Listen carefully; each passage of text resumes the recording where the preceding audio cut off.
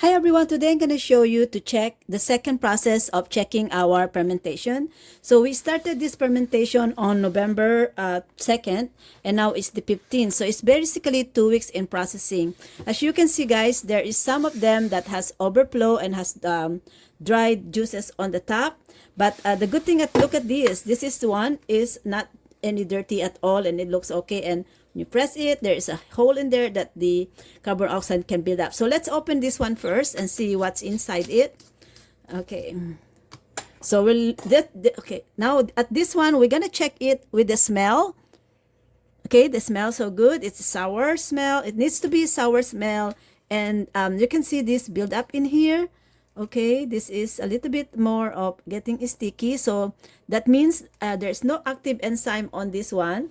And I have a plastic in here so I can remove those little I find that using a plastic is very useful to remove those yeast on the surface. Okay, so this is a bit sticky, so I'm gonna be cautious to make sure. I will probably, after this process, I may put this away in the refrigerator, because the slime is not a good sign for me. I need to have when you touch it, although they have a build up on it, it should not be sticky and it should be sour. Okay, it's still sour, which is I like it. I can still taste the sourness on it. And at this point also, if you want to check it, you can also check it or so. But now I have a protection in here. I put big leaves of cabbage in here, so there's nothing that will surface, right? So that means I don't want to mess up to it. I don't want to taste it. But I can just taste the water. Okay, it's sour, so it's good. But one way of also checking it, if there's still an enzyme that is working on it, is to kind of just press it down. And if you see an active bubbles, that is a good sign. So there's still bubbles happening out there. You can see those bubbles up on the surface.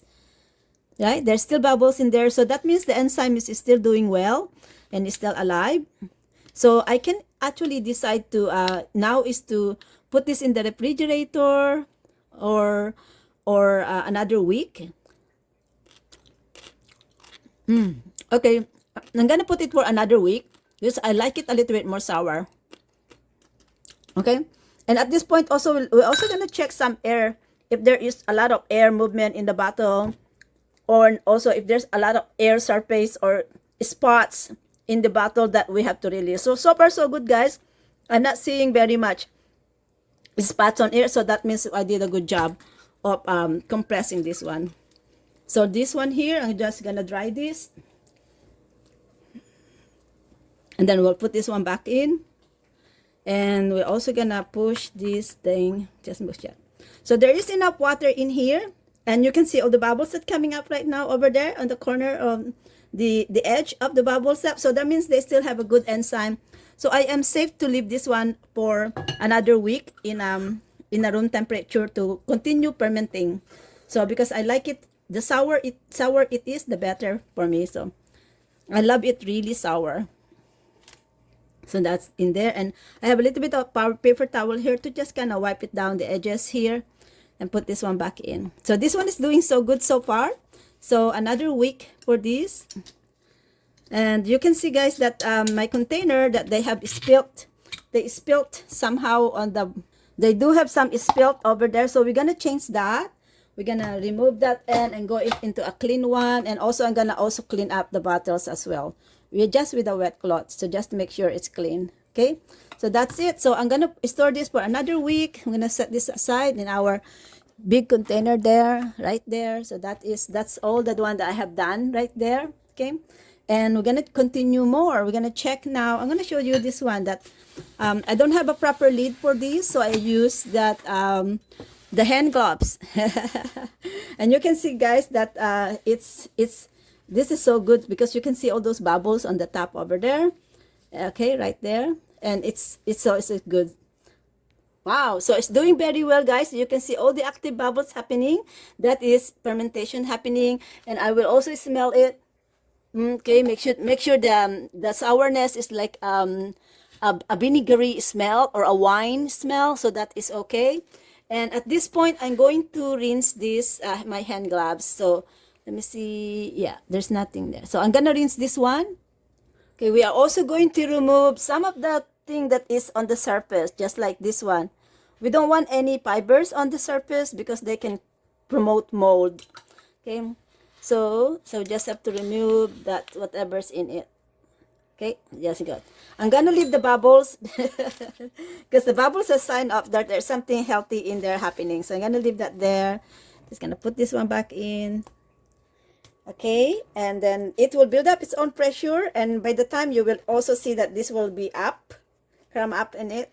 And I just protect it with rubber band because the pressure can be enough to push our hand gloves away, and we don't want any fruit flies in it because the fruit flies can damage whatever is in it. We don't want fruit flies on it, otherwise all our effort and all of our hard work harvest will be gone. It will be no good for us to use it. Okay, so that's it, and that is how we're gonna store this one in a dark room temperature with free air movement happening to protect for our processing.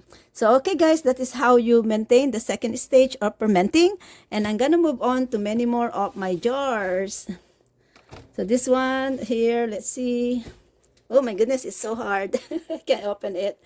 All right, I need my husband to open this for me. Okay, my husband opened this for me, so we're going to rinse this one. Gonna rinse our jars.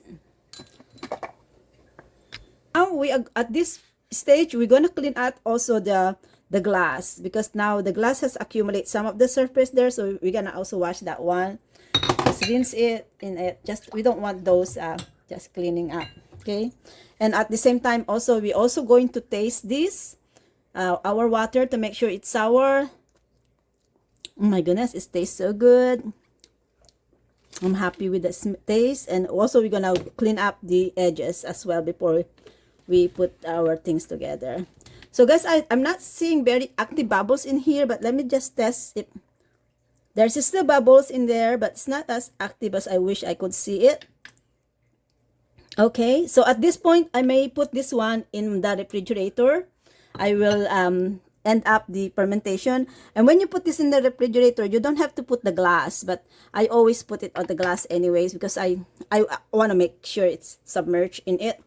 So when you put this in the refrigerator in the first day, you will see that all the juices will subside down. That's why in the beginning of processing, we keep the extra juices so that we can top it up.